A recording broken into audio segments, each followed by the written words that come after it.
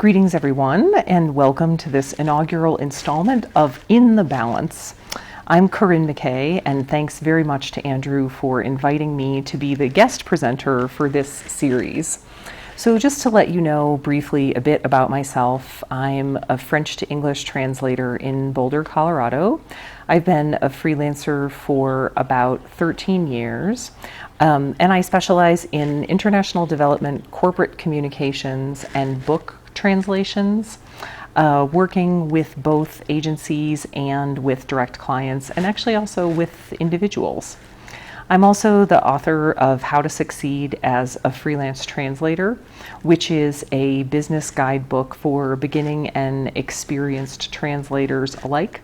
And I write a blog called Thoughts on Translation, which some of you have read, and you can find that at thoughtsontranslation.com. So in this In the Balance series, I'm going to be talking to you every 2 weeks, and we'll be covering a variety of topics, and you can also send me ideas in the comments. But in this inaugural episode, I wanted to talk about some of the underlying concepts of this elusive idea called work-life balance.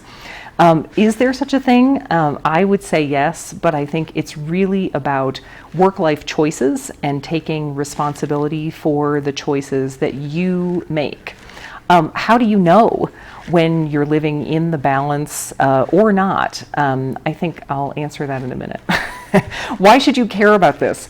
Well, because I think an unbalanced life, which for most of us results from working perpetual overtime, is really bad for everyone in the equation. It grinds you down and saps your energy and creativity. It's bad for your clients because they are getting substandard work from a burnt out translator. And it's also bad for the people around you, your family and friends. For myself, I think I became really interested in work-life balance in order to help my family have a chaos-free home life, and in order to help the people who I care about have a less stressful life of their own. So I think it's important to say that work-life balance is a really, really personal thing. Lots of times I think that work-life balance advice is mostly about preaching to people about working less, which not everybody wants to do. So for example, when I met Andrew at the most recent ATA conference, he said that he doesn't really feel that huge need to unplug because his work is also his pleasure, if you want to put it that way. Whereas for me, I enjoy working really, really hard when I'm at work, and then when I'm not working, I want to grab my family and our bikes and skis or hiking boots and head out of town on an adventure. So I think my goal for this series is really to help you find that balance for yourself, whether or not you feel that need to unplug completely or not. So rather than propose sort of a one-size-fits-all solution, my goal for all of you is two different things.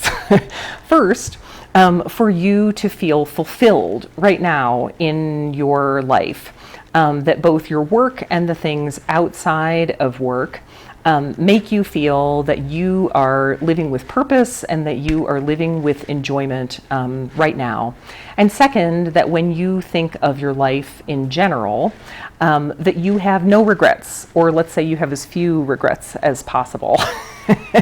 So that's what we're going to talk about in this series, fulfillment and no regrets. So for every episode of In the Balance, I'm going to ask you to contribute something in the comments section. So for this first episode, here's what I want you to do. So if you had a picture of yourself, an actual picture, and the caption on that picture was, "This is what it means to me to be alive," or "This is me at my most alive," what would you be doing in that picture? Think about that for a second.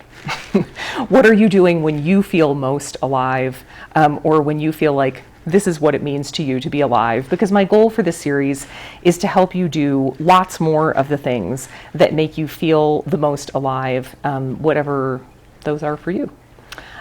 So just this morning, Paul Irwin, who is another guest contributor to Andrew's Standing Out group, interviewed me for his podcast, and I asked him to do this exercise with me, and Paul was up for it.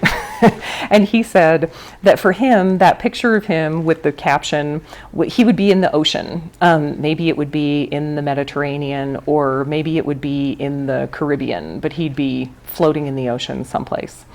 And I'd say for me, the first time that I ever had that feeling, that this is what it means to be alive feeling, was when I was with my husband on our honeymoon at the very, very top of a pretty remote valley in Nepal, where we could watch the sunset over the huge mountains on one side of the valley and the moon rise over the huge mountains on the other side of the valley.